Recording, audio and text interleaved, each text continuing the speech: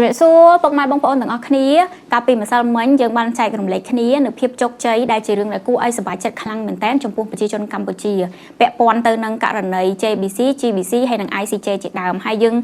ដាក់កំណត់សំខាន់ជាងគេហ្នឹងគឺកិច្ចប្រជុំ JBC ដែលធ្វើឡើងនៅក្នុងប្រទេសថៃហើយទទួលបានលទ្ធផលល្អដែលបានចុះហត្ថលេខាជាមួយគ្នាសហការគ្នានៅក្នុងការវាស់វែងដោះស្រាយបញ្ហាព្រំដែនអញ្ចឹងនៅម្សិលមិញហ្នឹងយើងបានចែករំលែកនៅរឿងល្អៗនិងភាពសប្បាយចិត្តប៉ុន្តែនៅក្នុងវីដេអូនេះគឺនាងខ្ញុំនាំរឿងដែលល្អកករឿងដែល error មួយចំនួនពាក់ព័ន្ធទៅនឹងលទ្ធផលប្រជុំ JBC នឹងដូចគ្នាមកជូនពុកម៉ែបងប្អូននៅក្នុងវីដេអូនេះដែរខ្ញុំក៏សង្ឃឹមថាប្រជាជនថៃដែលកំពុងតែចូលមើលវីដេអូនេះនឹងព្យាយាមយល់ពីអត្ថន័យដែលនាងខ្ញុំនិយាយហើយព្យាយាមយល់ពីគោលចំហរបស់ប្រទេសកម្ពុជាដូចគ្នាហើយបានន័យថាចំពោះទាំងអស់គ្នាទាំងប្រជាជនខ្មែរប្រជាជនថៃដែលកំពុងតែតាមដានទស្សនាវីដេអូនេះហ្នឹងគឺនាងខ្ញុំចង់បញ្ជាក់នៅគោលចំហមួយចំនួនដូចគ្នាក៏ដូចជាគោលចំហនយោបាយសម្រាប់បងប្អូនមួយចំនួនដែលយល់កន្លងមកឬក៏តែងតែសួរថានាងខ្ញុំនឹងមានគោលចំហនយោបាយបែបណាអញ្ចឹងនៅក្នុងវីដេអូនេះមានប្រធានបទច្រើនដែលយើងនឹងត្រូវនិយាយគ្នាប៉ុន្តែអ្វីដែលសំខាន់គឺនាងខ្ញុំចង់និយាយពីការដែលខាងថៃគេរុញច្រានចោលអ្វីដែលយើងសប្បាយចិត្តម្សិលមិញគេចោទប្រកាន់ថានាយករដ្ឋមន្ត្រីរបស់យើងនឹងគឺខ្លែងបន្លំព័ត៌មានអញ្ចឹងយើងនឹងនិយាយគ្នាអំពីបញ្ហានេះដែលវាជាចំណុច error មួយចំនួនពាក់ព័ន្ធទៅនឹងលទ្ធផលប្រជុំ JBC ដែលខ្ញុំគិតថាពុកម៉ែបងប្អូនទាំងអស់គ្នាគួរតែដឹងដូចគ្នាព្រោះថាយើងមិនគិតតែសប្បាយពេកមានរឿងមួយចំនួនហ្នឹងវាអត់សូវរលូនទេហើយយើងទាំងអស់គ្នាត្រូវតែដឹងទាំងប្រជាជនខ្មែរហើយនិងប្រជាជនថៃអញ្ចឹងមុនចូលទៅដល់ខ្លឹមសារលម្អិតនៃវីដេអូនេះខ្ញុំសូមឲ្យពុកម៉ែបងប្អូនទាំងអស់គ្នាដែលកំពុងតែទស្សនាវីដេអូនេះចុច Subscribe ទៅលើ Channel YouTube របស់នាងខ្ញុំផងហើយពួកយើងនឹងតាមដានរឿងទាំងអស់នឹងជាមួយគ្នាហើយនឹងជួបគ្នាជាមួយនឹងខ្ញុំក្នុងវីដេអូក្រោយៗទៀតដូចគ្នាអញ្ចឹងចូលមកដល់ពាក់ព័ន្ធទៅនឹងលទ្ធផលនៃ JBC ដែលនាងខ្ញុំលើកឡើងនៅថ្ងៃនេះសូមបញ្ជាក់ពុកម៉ែបងប្អូនបញ្ជាក់ឲ្យបញ្ជាក់ទៀតរឿងដែលល្អរឿងដែលវិជ្ជមានចំពោះប្រទេសកម្ពុជានាងខ្ញុំបានលើកឡើងឲ្យកាលពីម្សិលមិញហើយអញ្ចឹងពាក់ព័ន្ធទៅនឹង JBC នេះដដែលនៅក្នុងវីដេអូនេះគឺនាងខ្ញុំលើកឡើងពីចំណុចអវិជ្ជមានពីចំណុច error តែប៉ុណ្ណោះដោយម្សិលមិញនេះនាយករដ្ឋមន្ត្រីរបស់យើងសម្ដេចបវរធិបតីហ៊ុនម៉ាណែតគាត់បានផុសខ្លឹមសារមួយបន្ទាប់ពីកិច្ចប្រជុំបានបញ្ចប់បន្ទាប់ពីយើងឃើញលទ្ធផល JBC ហើយហើយនិយាយឲ្យខ្លីទៅសាររបស់គាត់នឹងបាន mention ឬក៏បានលើកឡើងពីការប្រើប្រាស់ផែនទីដែលមានមាត្រដ្ឋាន1លើ 200,000 ដែលសល់មកពីសម័យបារាំងអីហ្នឹងដែលនិយាយថាយើងនឹងប្រើប្រាស់ផែនទីហ្នឹងនៅក្នុងការគូសឬក៏វាស់វែងខ្សែបន្ទាត់ព្រំដែនកម្ពុជាថៃហើយនឹងឈានទៅដល់ការបោះបង្គោលព្រំដែនអីចឹងទៅហើយរឿងប្រើប្រាស់ផែនទីបារាំងហ្នឹងគឺជារឿងដែលប្រជាជនខ្មែរយើងសឹងតែទូទាំងប្រទេសហ្នឹងអបអរសាទរដោយសារតែគិតថាយើងមានតែផែនទីនឹងឯងដែលរឹងមាំជាងគេហើយគឺជាភស្តុតាងដ៏សំខាន់គឺជាវត្ថុមួយដ៏សំខាន់នៅក្នុងការពារដែនបូរណភាពទឹកដីរបស់យើងសឹងតែថាវាគឺជាផែនទីចុងក្រោយដែលគូសបញ្ជាក់ពីដីរបស់យើងបើនិយាយពីអតីតកាលគឺយើងមានវិសាលភាពទឹកដីហ្នឹងគឺធំមែនតើធំមហាសាលដែលគ្របដណ្ដប់លើប្រទេសផ្សេងៗជាច្រើននៅជិតខាងយើងរាល់ថ្ងៃប៉ុន្តែដោយសារតែការបែកបាក់ផ្ទៃក្នុងបញ្ហាចំនួនហើយនឹងការឈ្លានពានពីអតីតកាលអីចឹងទៅធ្វើឲ្យប្រទេសយើងនឹងរួមមកដល់ប៉ុណ្ណឹងអញ្ចឹងបានន័យថាផែនទី1លើ 200,000 នេះមានសារៈសំខាន់ខ្លាំងមែនតើចំពោះប្រជាជនកម្ពុជាយ៉ាងណាមិញផ្ទុយពីនឹងគឺបន្ទាប់ពីនាយករដ្ឋមន្ត្រីរបស់យើងបានផុសសារនឹងហើយអ្នកនាំពាក្យនៃទីស្តីការក្រសួងបរទេសនៃប្រទេសថៃគាត់បានច្រានចោលព័ត៌មាននឹងហើយគាត់បានចោទប្រកាន់ថានាយករដ្ឋមន្ត្រីរបស់យើងនឹងគឺខ្លែងបន្លំព័ត៌មានដែលគាត់បានគូសបញ្ជាក់យ៉ាងច្បាស់ថាការប្រជុំ JBC ដែលធ្វើឡើងនៅថ្ងៃទី21-22 ខែតុលាក្នុងខេត្តចន្ទបុរីដែលបានបញ្ចប់ទៅនៅក្នុងយប់ថ្ងៃទី22ឈានចូល23ហ្នឹងបាននិយាយគ្នាទៅលើកិច្ចការព្រំដែនគឺពាក់ព័ន្ធទៅនឹងការវាស់វែងហើយនឹងការចែកខណ្ឌសីមាដោយការវាស់វែងហើយនឹងការខណ្ឌចែកទាំងអស់ហ្នឹងគឺផ្អែកទៅលើបច្ចេកវិទ្យាតិចនិចហើយនឹងការប្រើប្រាស់បច្ចេកវិទ្យាដែលទំនើបផ្សេងប៉ុន្តែគឺមិនមានបាននិយាយក៏ដូចជាលើកឡើងនៅការប្រើប្រាស់ផែនទីបារាំង1លើ 200,000 នោះឡើយដូច្នេះហើយគាត់បាននិយាយថានាយករដ្ឋមន្ត្រីនៃប្រទេសកម្ពុជាបានលើកឡើងគឺជាអ្វីដែលពួកយើងមិនបាននិយាយគ្នានោះទេពួកយើងមិនបាននិយាយគ្នាពីការប្រើប្រាស់ផែនទីនោះតតែសោះហើយពួកយើងដែលជាថ្នាក់ដឹកនាំក៏ដូចជារដ្ឋាភិបាលថៃហ្នឹងអ្នកដែលពាក់ព័ន្ធគឺនៅឈរយ៉ាងរឹងមាំហើយនឹងមានភាពជឿជាក់ហើយបានរៀបចំខ្លួនរួចរាល់ហើយបានន័យថាគេ ready ហើយនឹង prepare ហើយនៅក្នុងការដោះស្រាយបញ្ហាទឹកដីព្រំដែនជាមួយនឹងប្រទេសកម្ពុជាក៏ដូចជាដើម្បីការពារដែនបូរណភាពទឹកដីរបស់គេអ ធ្វើយ៉ាងណាហ្នឹងគឺសន្យានៅភាពសុខសាន្តរបស់ប្រទេសហើយប្រើនៅយន្តការទ្វេភាគីជាមួយនឹងប្រទេសកម្ពុជាក្នុងខណៈដែលប្រទេសថៃហើយនិងប្រទេសកម្ពុជាហ្នឹងគឺជាអ្នកជិតខាងជាមួយគ្នាលើសពីហ្នឹងគឺឈរយ៉ាងរឹងប៉ឹងលើដែនអធិបតេយ្យភាពរបស់ថៃនៅក្នុងការយកចិត្តទុកដាក់ថែទាំប្រជាជនថៃដែលនៅតាមព្រំដែនហើយនឹងមិនអនុញ្ញាតឲ្យមានព័ត៌មានคล้ายៗឬក៏បំភ្លើសណាមួយពីសំណាក់ភាគីផ្សេងទេនិយាយតាមត្រង់ទៅពាក្យចុងក្រោយដែលគេនិយាយថាមិនអនុញ្ញាតឲ្យមានព័ត៌មានคล้ายៗឬក៏បំភ្លើសហ្នឹងគឺខ្ញុំយល់ថាគឺជាការដែលធម្មតាហើយពីដើមមកគឺគេរុញច្រានអ្វីដែលនាយករដ្ឋមន្ត្រីរបស់យើងនឹងបានលើកឡើងអញ្ចឹងពាក្យថាคล้ายៗឬក៏คล้ายព័ត៌មានបំភ្លើសព័ត៌មានហ្នឹងគឺគេចង់និយាយឲ្យមកខាងយើងដូចគ្នាថាអ្វីដែលនាយករដ្ឋមន្ត្រីរបស់យើងហ្នឹងលើកឡើងពាក់ព័ន្ធទៅនឹងផែនទី1លើ200,000ហ្នឹងមិនមែនជាការពិតវាគឺជាការបំភ្លើសអីចឹងទៅប៉ុន្តែបញ្ហាវាអត់សំខាន់ខ្លាំងនៅចំណុចហ្នឹងទេកន្លែងនេះពុកម៉ែបងប្អូនទាំងអស់គ្នាសម្រាប់នាងខ្ញុំផ្ទាល់អាហ្នឹងក៏អាចនិយាយថាជាការយល់ឃើញដែររឿងដែលថាគេចោទថាយើងខ្លែងព័ត៌មានអីហ្នឹងព្រោះថាគេបានរុញច្រានចោលនៅអីដែលយើងនិយាយហើយគេនិយាយថាអត់អនុញ្ញាតឲ្យខ្លែងព័ត៌មានអញ្ចឹងហើយវាស៊ីសងគ្នាពាក់ព័ន្ធទៅនឹងការចោទប្រកាន់ឬក៏ការប្រើពាក្យសម្ដីបែបហ្នឹងរបស់គេមកលើយើងប៉ុន្តែខ្ញុំចង់ឲ្យពុកម៉ែបងប្អូនទាំងអស់គ្នាមកពិនិត្យមើលជាមួយនឹងខ្ញុំពាក់ព័ន្ធទៅនឹងផែនទី1លើ200,000ហ្នឹងណាដែលខ្ញុំបន្ទាប់ពីការរុញច្រានចោលរបស់គេពីសំណាក់អ្នកនាំពាក្យនៃក្រសួងការបរទេសរបស់គេច្រានចោលអ្វីដែលនាយករដ្ឋមន្ត្រីរបស់យើងបាននិយាយហ្នឹងនាងខ្ញុំបានទៅពិនិត្យមើលឡើងវិញពាក់ព័ន្ធទៅនឹងលទ្ធផលប្រជុំ JBC នឹងដូចគ្នាជាភាសាអង់គ្លេសឬក៏ជាភាសាបរទេសយើងឃើញថាអត់មានបានលើកឡើងឬក៏អត់បាន mention មែនពាក់ព័ន្ធទៅនឹងការប្រើប្រាស់ផែនទី1លើ200,000ហ្នឹងចំពោះការថ្លែងការណ៍រួមថ្លែងការណ៍សរុបសេចក្តីនៅក្នុងកិច្ចប្រជុំហ្នឹងក៏ឃើញថាពិតជាអត់បានប្រើមែនអញ្ចឹងចំណុចនេះបានន័យថាអ្វីដែលគេរុញច្រានចោលឬក៏អ្វីដែលគេបញ្ជាក់ទៅកាន់ប្រជាជនគេហ្នឹងក៏មិនខុសដែរព្រោះថានៅក្នុងហ្នឹងគឺប្រហែលជាបាននិយាយគ្នានៅក្នុងកិច្ចប្រជុំប៉ុន្តែការដែលសរសេរមកហ្នឹងគឺអត់បានសរសេរឲ្យបានច្បាស់ទេថានឹងប្រើប្រាស់ផែនទីហ្នឹងយកមកដោះស្រាយប៉ុន្តែយ៉ាងណាមិញសម្រាប់ប្រជាជនខ្មែរពុកម៉ែបងប្អូនទាំងអស់គ្នាខ្ញុំជឿជាក់ថាប្រហែលជាអត់បានសរសេរប៉ុន្តែអាចនឹងបាននិយាយគ្នាហើយខ្ញុំក៏ជឿជាក់ថានៅក្នុងការដោះស្រាយបញ្ហាហ្នឹងគឺវាអត់មានផែនទីណាផ្សេងនៅក្នុងការមកដោះស្រាយដែរហើយចំណុចហ្នឹងទាំងប្រជាជនខ្មែរទាំងប្រជាជនថៃហ្នឹងគឺត្រូវតែព្យាយាមយល់ដឹងហើយនឹងទទួលស្គាល់ទាំងអស់គ្នាចំពោះខាងភាគីថៃត្រូវយល់ដូចគ្នាថាខាងប្រទេសថៃមានផែនទីខ្លួនឯងដែលគូសដោយខ្លួនឯងហើយពាក់ព័ន្ធទៅនឹងបញ្ហាប្រទេសមិនថាបញ្ហាប្រទេសទេទោះបីជាអ្នកជិតខាងក៏ដោយផែនទីដែលយើងគូសម្នាក់ឯងយើងអាចទៅស្រាវជ្រាវមើលថាវាមានអតិពលមានអត្តន័យមានការទទួលស្គាល់នឹងប៉ុណ្ណាព្រោះថាដីនៅជាប់គ្នាផ្ទះជាប់គ្នាប្រទេសជាប់គ្នាប៉ុន្តែយើងគូសតែឯងណាចំណែកឯផែនទីបារាំងសៀមនេះផែនទី1លើ200,000នេះវាមិនមែនជាផែនទីដែលផ្ដល់តែភាពចំណេញមកលើប្រទេសកម្ពុជាទេវាជាការព្រមព្រៀងពីអតីតកាលពីសំណាក់ប្រទេសជាថៃជាមួយនឹងភាគីបារាំងដែលដើរតួនាទីជាអាណាព្យាបាលរបស់ប្រទេសកម្ពុជាកាលពីសម័យនោះអញ្ចឹងមិនថា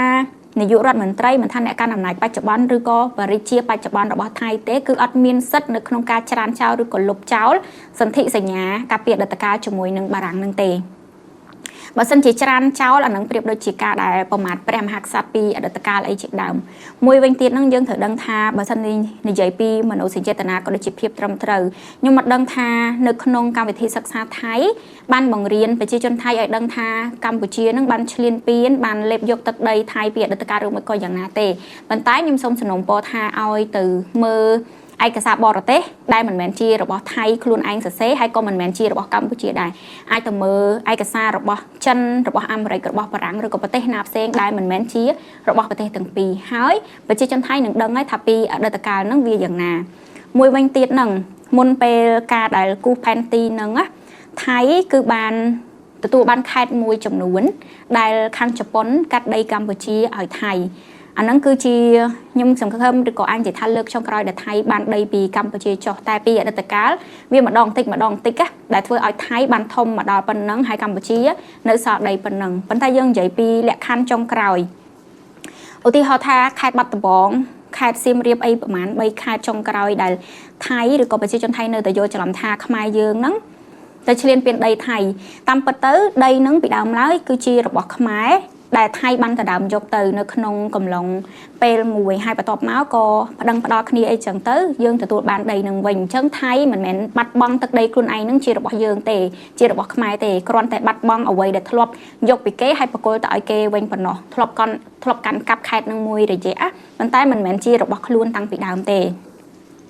ហើយមួយវិញទៀតនឹងពុកម៉ែបងប្អូនទាំងអស់គ្នាខ្ញុំចង់និយាយពី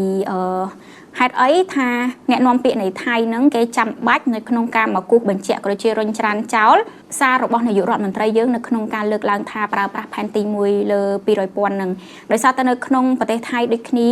មន្ត្រីជាន់ខ្ពស់នៅក្នុងប្រទេសថៃចំនួន2រូបដែលនៅក្នុងចង្កោមរាជរដ្ឋាភិបាលថៃកំពុងតែត្រូវបានប្រជាជនថៃជេរប្រមាថខ្លាំងមែនតែនពេញមួយថ្ងៃតាំងពីព្រឹកម្សិលមិញព្រឹកថ្ងៃទី23ដុល្លារពាក់ព័ន្ធទៅនឹងកិច្ចប្រជុំ JBC និយាយទៅបន្ទាប់ពីលទ្ធផលប្រជុំ JBC នឹងមកគឺពីរអ្នកគាត់នឹងទទួលបានការជេរប្រមាថឬក៏ស្ដីបន្ទោសខ្លាំងមែនតែនអញ្ចឹងទី1ហ្នឹងគឺលោកណាត់ថាផុនណាត់ផានិតហើយទី2គឺទីប្រឹក្សានៃក្រសួងការបរទេសថៃគឺលោកប្រាសាទវិនិច្ឆ័យដែលគាត់គឺជាអ្នកដឹកនាំក្នុងកិច្ចប្រជុំ JBC នឹងភាគីខាងថៃណាអញ្ចឹងការជេរស្ដីបន្ទោសទៅលើគាត់នឹងគឺស្ដីបន្ទោសដោយថាហេតុអីក៏គាត់នឹងបន្ទន់អេរិយាប័ត្រចំពោះប្រទេសកម្ពុជាម្លេះដោយសារតែគេបន្ទន់នឹងហើយបានចេញលទ្ធផល6ចំណុច JBC អីចឹងទៅអញ្ចឹងពាក់ព័ន្ធនឹងចំណុចនេះពុកម៉ែបងប្អូនទាំងអស់គ្នាខ្ញុំគិតថាខាងទីស្តីការក្រសួងការបរទេសគេនឹងរុញច្រានចោលអញ្ចឹងគឺដើម្បីទប់ស្កាត់នៅចលាចលដែលកំពុងតែកើតមាននៅក្នុងប្រទេសគេដូចគ្នាព្រោះថាមានប្រជាជនថៃច្រើនមែនទែនដែលយល់ថាការប្រើប្រាស់ផែនទី1លើ200,000ឬក៏ផែនទីដែលបន្សល់ដោយបារាំងហ្នឹងគឺនាំឲ្យមានភាពខូចខាតឬក៏ការខាតបង់នៃទឹកដីប្រទេសថៃអញ្ចឹងហើយវាធ្វើឲ្យមានចលាចលនៅក្នុងនឹងដូចគ្នាខ្ញុំមានការព្រួយបារម្ភខ្លាំងមែនទែនព្រួយបារម្ភថាប្រជាជនថៃអាចនឹងប្រឆាំងទៅនឹងលទ្ធផលហ្នឹងហើយបើសិនជាចលាចលនឹងកាន់តែធំខ្លាចដល់មានបាតកម្មផ្ដួលរំលំរដ្ឋាភិបាលរបស់គេអីចឹងទៅអញ្ចឹងខ្ញុំគិតថាការដែលអ្នកនាំពាក្យគេចេញមករុញច្រានចោលព័ត៌មានហ្នឹងគឺជាអ្វីដែលគេអាចធ្វើបាននៅក្នុងការទប់ស្កាត់ឲ្យប្រជាជនថៃគេតិចចិត្តជាងហ្នឹងអញ្ចឹងណាថានៅក្នុងហ្នឹងអត់ទាន់បាននិយាយគ្នារឿង1លើ200,000ហ្នឹងឲ្យបានច្បាស់លាស់ទេអញ្ចឹងហេតុការណ៍ហ្នឹងមានប៉ុណ្ណឹងពុកម៉ែបងប្អូនទាំងអស់គ្នាគឺអ្នកនាំពាក្យនៃក្រសួងការបរទេសថៃហ្នឹងគេច្រានចោលអ្វីដែលនាយករដ្ឋមន្ត្រីរបស់យើងបានលើកឡើងគឺពាក់ព័ន្ធទៅនឹងការប្រើប្រាស់ផែនទីបារាំង1លើ200,000ហើយនៅក្នុងការដែលរុញច្រានចោលហ្នឹងវាមាន2ទី1គឺទប់ស្កាត់ចលាចលដែលប្រជាជនថៃកំពុងតែប្រឆាំងខ្លាំងមែនទែនព្រោះប្រជាជនថៃយល់ថាខាងថៃហ្នឹងអោនលំទោនដាក់ប្រទេសកម្ពុជាហើយយល់ថាការប្រើប្រាស់ផែនទី1ហ្នឹងគឺនឹងធ្វើឲ្យខាត់បង់ដល់ប្រទេសថៃហើយទី2ហ្នឹងគឺគេធ្វើបែបហ្នឹងដើម្បីមកបង្ហាញភាពជាអ្នកដឹកនាំរបស់គេឬក៏ផ្ដល់ភាពកក់ក្ដៅឲ្យប្រជាជនគេផ្ដល់ការលួងលោមផ្ដល់ការអះអាងនិងដើម្បីទទួលបានភាពជឿជាក់ពីសំណាក់ប្រជាជននៅក្នុងការដែលគេនឹងថែរក្សាទឹកដីរបស់គេហើយនឹងថែរក្សាប្រជាជនគេចឹងទៅអញ្ចឹងយើងចូលដល់ប្រធានបទផ្សេងៗទៀតពុកម៉ែបងប្អូនទាំងអស់គ្នាទី1ពាក់ព័ន្ធទៅនឹងប្រជាជនថៃហើយនិងប្រជាជនខ្មែរប្រជាជនថៃដែលចាប់ដើមមកទស្សនាវីដេអូនេះខ្ញុំសង្កេតឃើញថាមានច្រើនជាលំដាប់ចាប់តាំងពីខ្មែរនិងថៃមានបញ្ហាជាមួយគ្នាមកអញ្ចឹងមានប្រជាជនថៃច្រើនខ្លាំងមែនតើដែលកំពុងតែទស្សនាវីដេអូនេះហើយក៏ប្រហែលជាពុកម៉ែបងប្អូនមួយចំនួនចាប់អារម្មណ៍ដូចគ្នាថាហេតុអីបានជាខ្ញុំព្យាយាមនៅក្នុងការដាក់ subtitle ហើយខ្ញុំទៅសេចំណងជើងបើសិនជាយើងនិយាយពីប្រទេសទាំងពីរខ្ញុំនឹង mention ពីប្រទេសថៃដូចគ្នាមូលហេតុហ្នឹងគឺដោយសារប្រកាសគឺខ្ញុំចង់ឲ្យពួកគាត់មើលវីដេអូរបស់ខ្ញុំ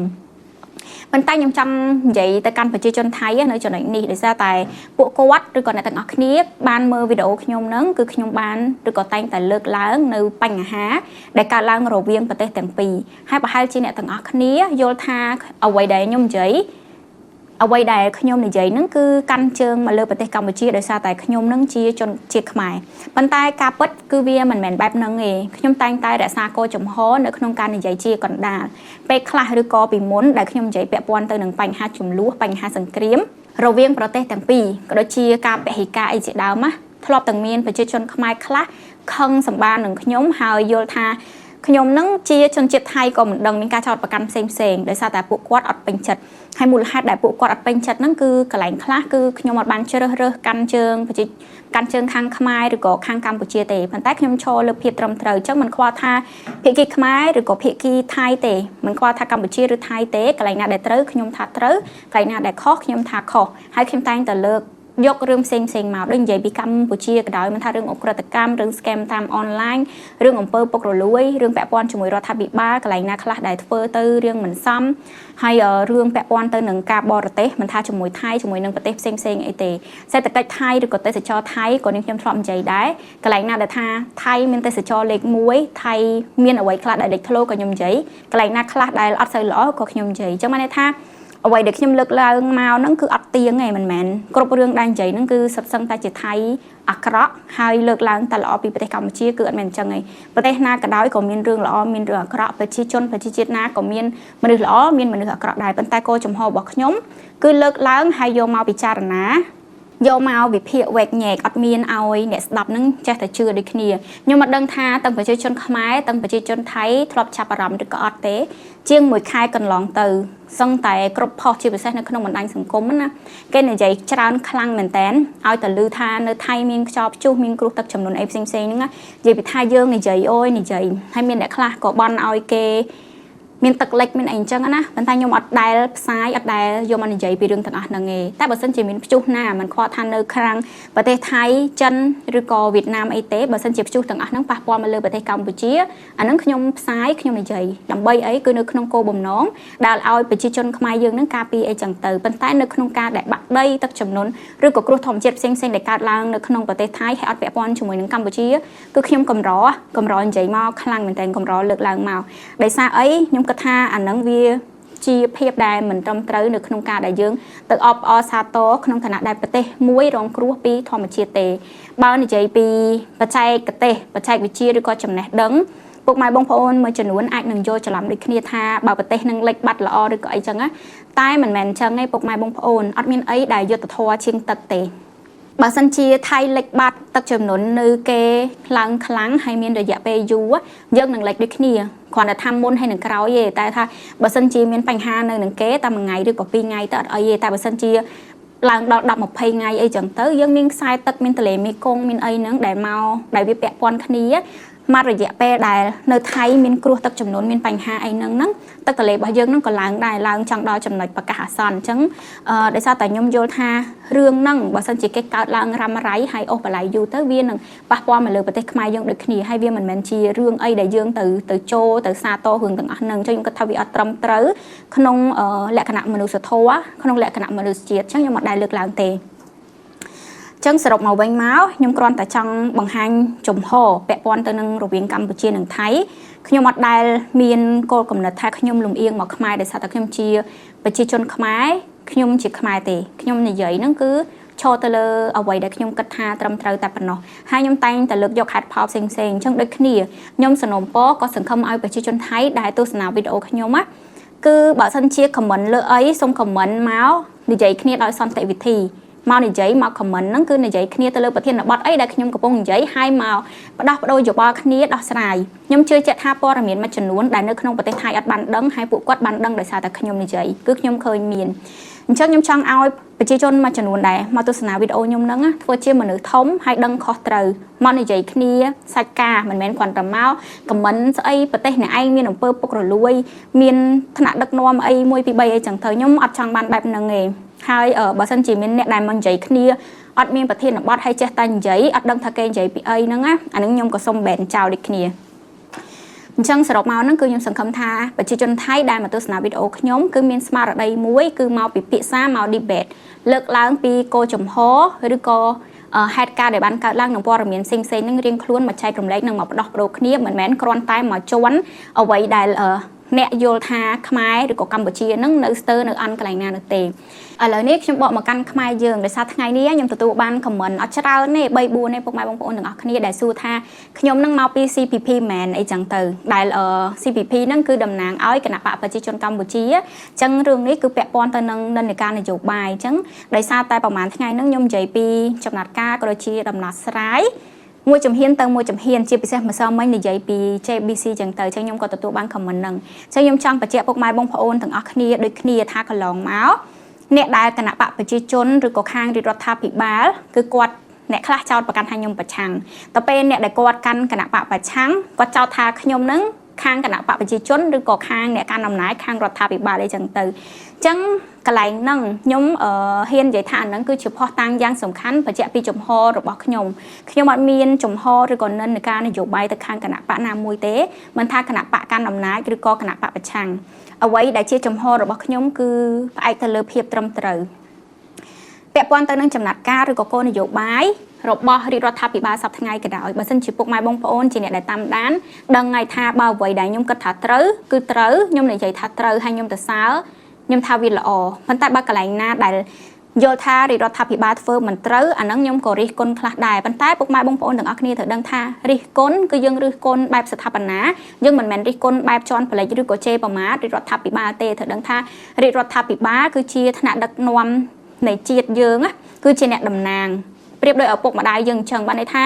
សម្រាប់ឪពុកម្ដាយមិនមែនឪពុកម្ដាយធ្វើខុសយើងអត់និយាយអត់ណែនាំគាត់ដោយសារតែគាត់ចាស់ជាងដោយសារតែគាត់ធំជាងឯងសម្រាប់ខ្ញុំផ្ទាល់នៅក្នុងគ្រួសារក៏អញ្ចឹងដែរកូនក៏ត្រូវប្រាប់ដែរដោយសារពេលខ្លះយើងជឿនលឿនជាងគាត់យើងមានគំនិតថ្មីជាងគាត់អញ្ចឹងណាគាត់អត់ដឹងពីបញ្ហាហ្នឹងឬក៏រឿងថ្មីយើងក៏ប្រាប់យើងក៏ណែនាំគាត់ដូចគ្នាប៉ុន្តែក្នុងការណែនាំហ្នឹងយើងក៏មកនៅជាមួយការគោរពអីដូចគ្នាមិនមែនយើងចេះតែរិះគន់ហើយនឹងជេរប្រមាថទេអញ្ចឹងអាហ្នឹងគឺជារឿងមួយហើយអ្នកខ្លះក៏យល់ថាខ្ញុំនឹងកាន់ជើងរដ្ឋាភិបាលអញ្ចឹងទៅតែមិនមែនទេដោយសារខ្ញុំយល់ថាការដែលរិះគន់រដ្ឋាភិបាលនៅចំណុចខ្វះខាតមួយចំនួនដែលការជេរប្រមាថហ្នឹងវាជា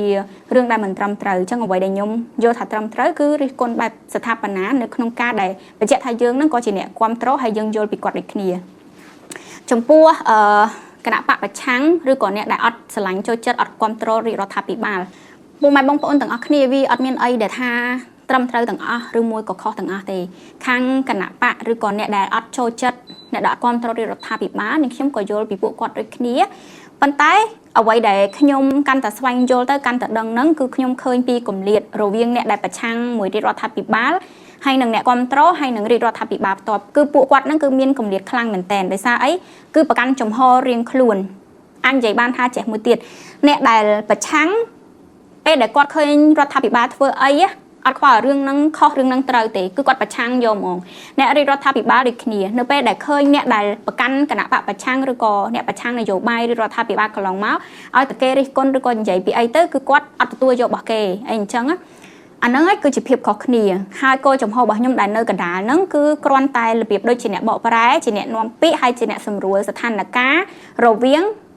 ភាគីទាំងពីរហ្នឹងដោយសារតែខ្ញុំនៅកណ្ដាលខ្ញុំយល់ទាំងសងខាងខ្ញុំយល់ពីអ្នកប្រឆាំងហើយក៏យល់ពីរដ្ឋាភិបាលអញ្ចឹងហើយបានថាកន្លែងណាដែលខុសក៏ខ្ញុំថាខុសហើយព្យាយាមនៅក្នុងការកែសម្រួលកែតម្រូវបញ្ចេញមតិយោបល់ក្នុងតួនាទីរបស់យើងដូចគ្នាការបញ្ចេញមតិយោបល់ពេលខ្លះក៏យើងត្រូវដឹងថាអ្វីដែលយើងអាចបញ្ចេញបានអាចរិះគន់បាននឹងនៅក្នុងកម្រិតប៉ុណ្ណាដូចគ្នាហើយការគ្រប់គ្រងនឹងមានកម្រិតប៉ុណ្ណាដូចគ្នាអញ្ចឹងសរុបមកវិញមកពុកម៉ែបងប្អូនទាំងអស់គ្នាខ្ញុំហ៊ានអះអាងថាខ្ញុំអត់មាននិន្នាការនយោបាយទៅខាងណាទេមិនថារដ្ឋាភិបាលក៏ខ្ញុំអត់គ្រប់គ្រងកាប់មុខហើយក៏ខ្ញុំអត់ប្រឆាំងកាប់មុខដែរគឺខ្ញុំនៅកណ្ដាលមិនថាអ្នកនឹងមាននិន្នាការនយោបាយបែបណាអីទេតែអ្វីដែលខ្ញុំគិតថាត្រូវគិតថាសមហេតុផលគិតថាធ្វើបែបណាទៅវាល្អជាងខ្ញុំនឹងចែករំលែកហើយកន្លែងណាដែលខ្ញុំគិតថាវាល្អហើយក៏ខ្ញុំកោតសរសើរខ្ញុំទទួលស្គាល់កន្លែងណាដែលខ្វះខាតក៏ខ្ញុំនិយាយថាខ្វះខាតចឹងទៅហើយសរុបមកវិញមកមិនថាទាំងរឿងកម្ពុជាថៃមិនថារឿងនៅក្នុងប្រទេសពាក់ព័ន្ធជាមួយនឹងគណៈបកប្រឆាំងជាមួយនឹងខាងរដ្ឋាភិបាលទេខ្ញុំសង្ឃឹមថាអ្នកទាំងអស់គ្នាអាចចាប់តុក channel មួយនេះដែលមាននាងខ្ញុំជាអាចថាជាតួឯកនៅក្នុង channel ហ្នឹងចុះខ្ញុំជាម្ចាស់ channel ប៉ុន្តែពុកម៉ែបងប្អូនទាំងអស់គ្នាក៏ជាម្ចាស់ channel ដែរប៉ុន្តែខ្ញុំសង្ឃឹមថាអ្នកទាំងអស់គ្នាដែលតាមដានដែលជាអ្នកគ្រប់គ្រងនិងស្រឡាញ់នាងខ្ញុំក៏ដូចជា channel នេះហ្នឹងប្រើមេត្តាមួយនេះប្រើ channel មួយនេះនៅក្នុងការដែលផ្ដោះប្ដូរមតិយោបល់គ្នានៅក្នុងការដែលសម្របសម្រួលគ្នាទៅរកអ្វីមួយដែលជាលទ្ធផលល្អមិនថាអ្នកទាំងអស់គ្នាមាននិន្នាការនយោបាយបែបណាមកពីខាងជាតិសាសនាទេព្រោះថាវាអត់មានអីដែលល្អអត់ខ្ចោះត្រូវទាំងអស់ឬក៏ខុសទាំងអស់ទេអញ្ចឹង